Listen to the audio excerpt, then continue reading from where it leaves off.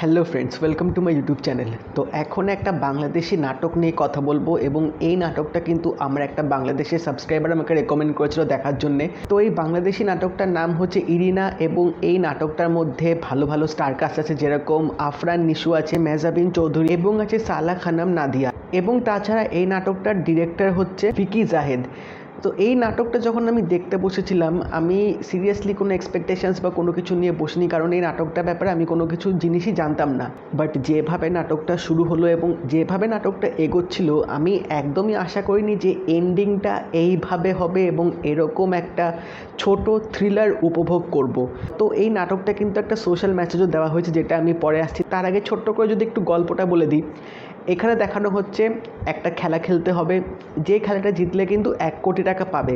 কিন্তু এই খেলাটার একটা শর্ত আছে, সেটা হচ্ছে যদি আফরান নিশু এই খেলাটায় হেরে যায়, তাহলে এই পৃথিবীর মধ্যে, এই দুনিয়ার মধ্যে একটা মানুষ মারা যাবে। সে যে কোনো ধর্মের হতে পারে, সে একটা পুরুষও হতে পারে, নারীও হতে পারে, কিন্তু এমন একজন মারা যাবে যাকে আফরান নিশু চেনে না।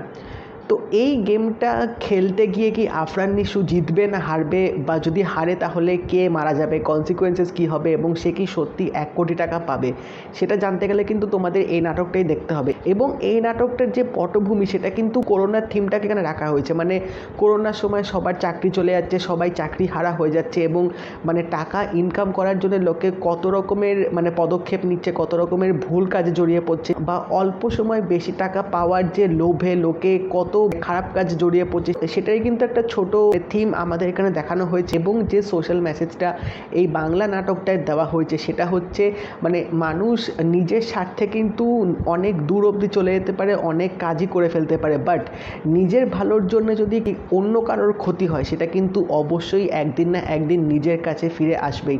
এটাই কিন্তু জীবনের সার্কেল। তুমি যদি নিজের ভালোর জন্য যদি অন্য কারোর ক্ষতি করো, তাহলে কিন্তু একদিন তোমারও কিন্তু ক্ষতি হবে, সেটা কিন্তু ঘুরে ফিরে তোমার জীবনে আসবে। তো এই জিনিসটাই কিন্তু ভালোভাবে এই বাংলা নাটকটায় দেখানো হয়েছে। এবং এখানে কিন্তু আমি মেহজাবিন চৌধুরীর প্রথমবার অভিনয় দেখলাম এবং সত্যি কথা বলছি, দুর্দান্ত পারফরমেন্স দিয়েছেন তিনি। তার ক্যারেক্টারটা ইরিনা, তিনি কিন্তু এই বাংলা নাটকটা একটা প্রধান চরিত্র পালন করছেন এবং তার অ্যাক্টিংটা কিন্তু দুর্দান্ত ছিল। তিনি যেভাবে কথা বলছেন, যে ধরনের কথা বলছেন এবং চোখে মুখে যেরকম এক্সপ্রেশন দিচ্ছেন, একটা সিরিয়াস লুক তিনি পুরো বাংলা নাটকটা কিন্তু ক্যারি করেছেন, সেটা আমার যথেষ্ট ভালো লেগেছে। এবং তাছাড়া এখানে আফরান নিশো কিন্তু দুর্দান্ত এখানে পারফরমেন্স দিয়েছেন।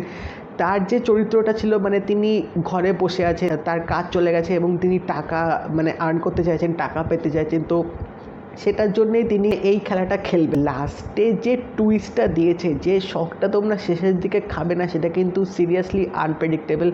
আমি আশা করিনি যে এইভাবে এই বাংলা নাটকটা শেষ হবে। তো ওভারঅল কিন্তু ইরিনা এই শর্ট নাটকটা কিন্তু আমার দারুণ লেগেছে এবং এটা কিন্তু ইউটিউবে অ্যাভেলেবেল আছে, তোমরা কিন্তু চাইলেই দেখে নিতে পারো। তো তোমরা যদি দেখে থাকো, আমাকে অবশ্যই জানিও তোমাদের কেমন লাগলো। আর যদি এই ভিডিওটা ভালো লেগে থাকে, লাইক করে দিও, শেয়ার করে দিও, চ্যানেলটা কিন্তু অবশ্যই সাবস্ক্রাইব করে দেবে, নোটিফিকেশান বেলটাও কিন্তু অল করে দিও।